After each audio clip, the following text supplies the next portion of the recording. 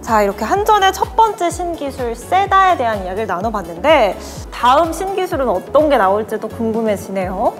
네, 처음 설명드렸던 세다는 아까 말씀드렸던 송전, 변전, 배전 중에 변전에 적용되는 기술이고요. 이제 두 번째는 그 중에 배전과 관련된 기술을 한번 좀 얘기를 해보고자 합니다. 네. 그래서 키워드는 DC 배전입니다. DC 배전. 제가 또 배트맨 굉장한 팬이어서 그 DC랑은 좀 다른 거죠? 네, 그 DC는 안타깝게도 아니고요. 아니에요? 네네네. 제가 말하는 여기서의 DC는 네? 그 AC 교류, 그리고 DC 직류할 때 직류를 의미합니다. 들어봤어요. AC, DC.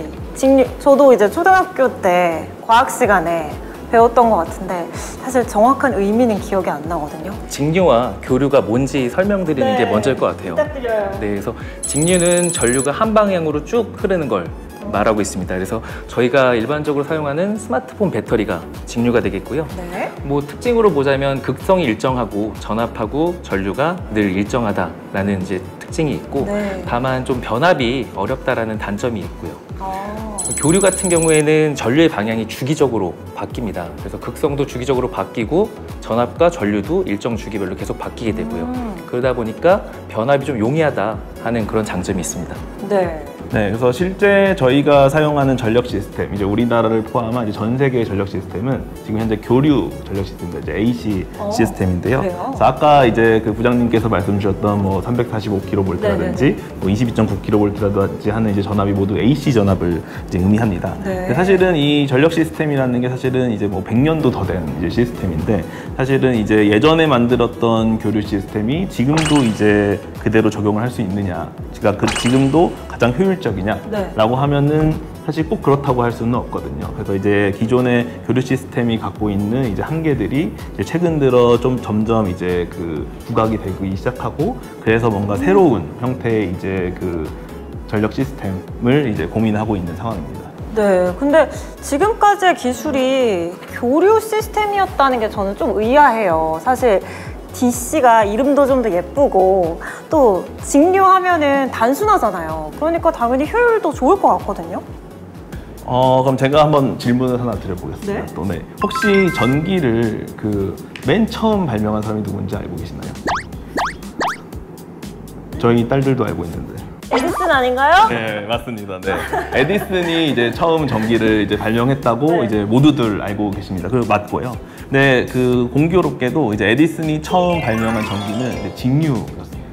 그래요? 그래서 처음 발명한 전기가 직류였는데, 네. 근데 몇 년 전에 방영했던 커런트 워라는 영화가 있습니다. 네. 그 영화를 보면 에디슨이 처음 전기를 발명한 이후에 그 에디슨의 회사에 있던 니콜라 테슬라 라는 사람이 교류 전기를 처음 발명을 했고, 실제로 그 전력 시스템이 생긴 초기에는 직류와 교류가 계속 경쟁을 했었습니다. 그랬구나. 네, 근데 그 1893년에 시카고 만국 박람회에서 결국 미국의 전력 시스템이 교류로 가겠다라고 결정을 된 이후에 교류가 승리하면서 그때 전쟁이 마무리가 됐고요. 사실 그때 직류를 쓸 수 없었던 가장 큰 원인은 뭐냐면, 직류의 전기의 전압을 올리고 내리는 게 자유롭지가 않았습니다. 그래요.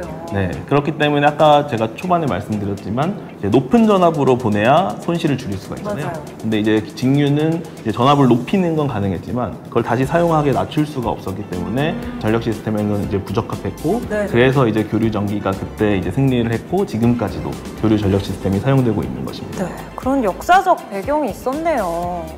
그런데 지금은 2025년 아닙니까? 꽤 많은 시간이 흘렀어요. 네, 그 뒤로 100년이 흘렀죠. 네. 그러고 보니까 변화의 바람이 드디어 불고 있습니다. 네. 이 기득권이라는 AC 전력망에 새로운 기술 개발로 무장한 DC가 출현하면서 네. 드디어 DC와 AC가 공존하는 시대로 다시 회귀하고 있는 것 같습니다. 이런 공존하는 진화되는 추세에 맞춰서 한전도 기술을 개발하고 매진하고 있습니다. 네. 그런데 이렇게 직류 배전 기술이 최근에 이렇게 떠오르게 된 그런 배경이 또 있을까요? 네, 조금 전에 김대영 부장님께서 말씀 주신 것처럼 처음에 전기가 발명된 이후에 100년 아니면 120년 이상이 흘렀는데, 사실 그 사이에 저희 그 전력 시스템은 사실 너무나 많이 바뀌었습니다. 그럼요. 네, 그 중에서 이제 가장 먼저 생각해 볼 수 있는 변화가 바로 이제 전기를 생산하는 발전원의 변화인데요. 네. 저희가 예전에 전기를 만들던 이제 석탄 화력 발전기는 네. 이제 교류 전기를 생산하는 네. 발전기였습니다. 근데 이제 최근 들어 이제 사용되고 있는 뭐 태양광이라든지 아니 뭐 연료 전지 그리고 배터리 이런 이제 그 자원들은 이제 애초에 직류 전기를 만들게 됩니다. 네, 그러니까 직류 전기를 만든 다음에 교류 전력 시스템에 연결을 하려면 이제 직류를 교류로 변환을 해야겠죠. 네, 맞아요. 이 변환할 때 항상 손실이 발생을 하게 됩니다. 맞아요. 네, 그래서 만약에 애초에 전력 시스템이 직류라고 하면 네. 이제 이러한 변환 단계를 줄일 수 있고 네. 훨씬 더 효율적으로 전기를 네. 이제 맞네요. 생산할 수 있겠죠. 이거 좀 다른 이야기일 수 있긴 한데 제가 최근에 여행을 갔다 왔는데 우리가 해외에 나가서 환전할 때도 이 화폐를 바꾸면 손실이 생기기 나름이거든요. 네. 근데 비슷한 원리 아닐까요? 네, 맞습니다. 네, 그래서 이제 결국에는 이런 이제 변환을 하는 게 이제 비효율성을 이제 만들게 되고 네. 이제 우리가 가는 이제 에너지 전환 시대에는 이제 당연히 효과적인 이제 전력망이 필요하기 때문에 이제 DC 배전망이 이제 각광을 받게 된 겁니다. 네. 네, 교수님께서 이제 첫 번째 이유 설명해 주셨었는데 두 번째 이유는 이제 저희가 전기를 사용하는 소비 측면에서의 변화거든요. 네. 그래서 요새 데이터 센터, AI 뭐 연산 장치, 오. 뭐 전기차 충전소 또는 점점 많아지고 네, 있죠. 전자기기까지 네. 포함해가지고 우리가 일상에서 많이 듣고 접하는 장비나 인프라 같은 것들의 기반이 결국 DC입니다. 네.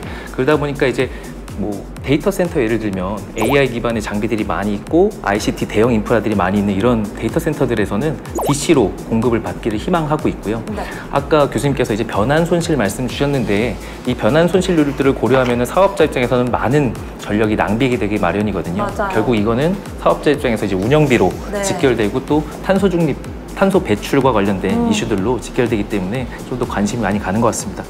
예, 세 번째 기술은 결국은 이 환경적인 문제라기보다는 DC가 가진 특성을 얘기할 수 있을 것 같아요. 특성이요? 예, 효율 향상과 시스템 단순화인데요. 저희가 계속 변환 얘기를 했지 않습니까? 네. 이 DC라는 게 결국은 변환 단계를 줄임으로써 효율이 향상되는 부분 하나하고 이 부분들이 시스템이 단순해집니다. 이 두 가지 장점이 있고요. 거기에 따라서 어떤 효율이 향상이라든지 이런 부분들이 자연스럽게 따라오는 것이고요.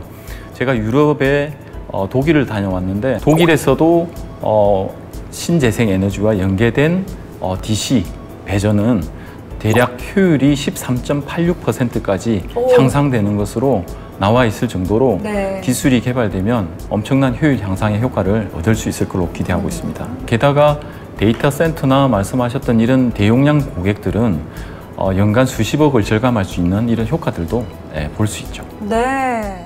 뭐 기후위기 대응이라든지 에너지 전환이라고 얘기하는 국가 정책 목표 달성 관점에서도 이 DC 배전은 앞으로의 미래 전력망 패러다임 변화의 큰 핵심 축이 될 겁니다. 그래서 뭐 중국이나 유럽 이런 주요국 등은 이미 실증 넘어서 상용화 단계에 이르렀고요. 요걸 통해서 이제 에너지 안보라든지 전력망 효율화 그리고 산업 경쟁력 강화 요 세 가지 목표를 모두 달성하겠다라고 이제 달려가고 있는 상황이라서 저희도 늦지 않게 발빠르게 대응하고 있는 중입니다. 네. 다른 나라들이 이미 이 기술 개발이 이루어지고 있다면 저희도 뒤처지면 안 되겠네요. 네, 조금 전에 말씀드렸듯이 DC 배전은 기존 교류 기반의 이런 방식과는 다르게 중잡 전력 수요를 직접 공급하는 방식이지 않습니까? 네. 그러다 보니까 전력 흐름도 일정하고 전기 품질도 좋고 전압도 제어가 가능한 이런 장점들이 많습니다. 맞아요. 예, 그래서 신재생에너지, ICT 그리고 이런 데이터 센터나 전기차 충전 인프라 등에 적용하기가 아주 용이한 거죠. 그렇겠네요. 그리고 최근에 이제 정부에서 새로운 산업부에서 정책 발표를 했습니다. 스마트 전력망이라는 개념인데요. 네. 이 부분을 DC로 연계하고 아리백이라는 부분까지 결합된다면 정부 정책에도 기여하는 바가 클 수 있다고 저는 기대하고 있습니다. 꼭 필요하겠네요. 근데 이 DC 배전을 좀 나눠서 사용하고 있다고 들었어요, 맞나요? 네, 이게 DC 배전이라고 하면 사실은 이제 DC 배전망의 전부를 이제 의미를 하고요. 사실 이제 교류 전력망도 그런데 이제 전압 레벨에 따라서 이제 배전망을 좀 구분을 합니다. 그래서 이제 그 DC 배전도 이제 전압 수준이나 이제 전송 거리 그리고 이제 어느 곳에 적용하냐에 따라서 이제 두 가지로 이제 나눠서 사용을 하고 있습니다. 사실 DC 코믹스도 좀 나눠져 있거든요. 이게 히어로들마다 각자 가지고 있는 기술이 다르다 보니까 또 담당하는 빌런들이 다르거든요. 뭐 비슷한 원리로 나누는 거 아닐까요? 네, 그 나눠진다는 측면에서는 이제 뭐 비슷하다고 비슷한가요? 볼 수도 네. 있습니다. 네, 그래서 제가 좀 어떻게 나눠지는지 좀 설명을 드리고 싶은데 네. 이제 그 전압 레벨에 따라서 이제 그 MVDC랑 MVDC. 이제 LVDC로 나누게 됩니다. 네. 그래서 이제 MVDC의 MV는 이제 미디움 볼티지인데요. 미디움. 그래서 이제 중전압 직류 배전망입니다. 네. 그래서 이 중전압 직류 배전망은 지금 이제 한전이 갖고 있는 이제 22.9kV 이제 교류 전력망을 이제 대체하기 위한 이제 직류 전력망이고요. 네. 그래서 보통 이제 저희가 1.5kV 이상의 이제 전압을 가진 배전망을 이제 MVDC 배전망이라고 합니다. 그래서 이제 이러한 MVDC 배전망은 지금 이제 한전이 갖고 있는 이제 배전망을 이제 그 대체하는 목적으로 사용을 하게 되고, 네. 그리고 이제 이 MVDC 배전망을 통해서 이제 전기가 전달이 되면 이제 그 고객들이 사용할 때는 더 낮은 전압으로 바꿔야 돼서 이제 LVDC, 로우 볼티지 로우. DC로 오. 이제 그 변화를 하게 됩니다. 네. 그래서 이제 이러한 그 LVDC는 이제 보통 750V 이하의 이제 배전망을 얘기를 하고, 네. 그래서 뭐 데이터 센터라든지 아니면 뭐 전기차 충전 인프라라든지 하는 이제 수용가 쪽에서 이제 구성하는 이제 배전 시스템에서 사용을 하는 직류 전력망입니다. 네, 근데 또 이렇게 기술 구분하는 거는 KDCA 이제가 추진하고 있는 표준화와 사업화 수립 전략에 이제 기반을 하고 있고요. 특히 국제 표준화 기구인 IC에서 논의하고 있는 MVDC, LVDC 전압 구간 논의와도 되게 긴밀하게 연계되어 있습니다. 근데 여기서 좀 어려운 얘기가 나왔어요. KDCA. 저 이거 처음 들어보거든요. 이게 뭐죠? 코리아 DC 얼라이언스인데요. 한전을 중심으로 해서 산학연정이 이제 모두 참여해서 국내 최초로 이제 만들어진 DC 배전 협의체라고 보시면 될 것 같습니다. DC 배전이라는 기술이 어떤 건지 또 어떻게 나뉘는지까지 알아봤습니다. 그렇다면요, 제일 중요한 게 우리 한전의 현재 기술력은 어떤지 이거 궁금해지는데요. 네. 한전은 이런 기술적인 흐름에 편성하고 발맞추기 위해서 갑자기가 아니라 이미 10년 전부터 DC 기술을 개발하고 있었고요. 그래요. 꾸준히 개발한 이 결과를 2024년도에는 빅스포, 빅가람 엑스포에서 DC, 올 DC 비전을 선포를 했고, 네. 그때 아까 말씀하셨던 KDCA를 출범해서 DC 배전 생태계와 사업화를 추진하기 위한 이런 디딤들도 만들었습니다. 네. 출범할 당시에는 작년 11월에 34개의 회원사로 출발했습니다만 네. 지금 현재 45개로 50% 이상이 증가했습니다. 네. 산업계에서도 이 부분의 비전이나 흐름 자체가 맞다고 인정하는 큰 증거라고 저는 생각하고 있고요. 네. 예. 그래서 이 부분을 지난 8월 말에 네.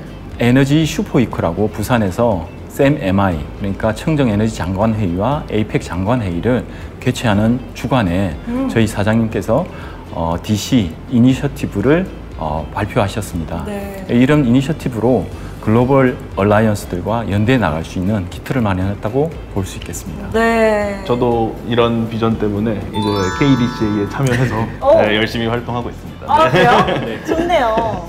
이게 DC가 한전뿐만이 아니라 전 세계적으로 많은 기술 개발을 하고 있는 것 같은데, 그렇다면 한전만의 기술, 좀 다른 점이 있을까요? 네, 앞서 김대영 부장님 말씀해 주셨지만 저희 한전에서 10여 년 동안 기술 개발을 쭉 이어왔었고요. 그러다 보니까 해외 유틸리티나 다른 경쟁사의 동종 기술 대비해서 저희 한전형 DC 배전은 조금 차별성이 좀 있습니다. 네. 그래서 먼저 MVDC 같은 경우로 보게 되면 해외에는 시메트릭 모노폴이라고 하는 방식을 사용을 많이 하는데요. 어떤 거죠? 이게 공급 신뢰도가 조금 떨어지는 단점이 있어요. 그래요? 그러다 보니까 저희 쪽에서는 바이폴이라는 방식을 사용해서 공급 신뢰도도 좀 늘리고, 그리고 계통의 구성도 좀 유연하게 적용하는 방식이 좀 특징이 되겠고요. 네. 저희 LVDC 같은 경우에는 유틸리티 최초로 HD 현대 글로벌 R&D 센터에 1메가와트급 직류 공급 상용화를 이제 완료를 했습니다. 그래서 실제 23년 4월부터 상용 운전을 하고 있는데 현재까지 무정전으로 DC 전력을 공급하고 있습니다. 네. 와, 이 한전의 기술력이 생각보다 어마어마하네요. 전 뒤처지진 않을까 걱정했는데 오히려 앞서 나가고 있는 것 같습니다. 여러분 다 같이 또 응원과 관심 속에서 더 많은 기술들이 개발됐으면 좋겠습니다.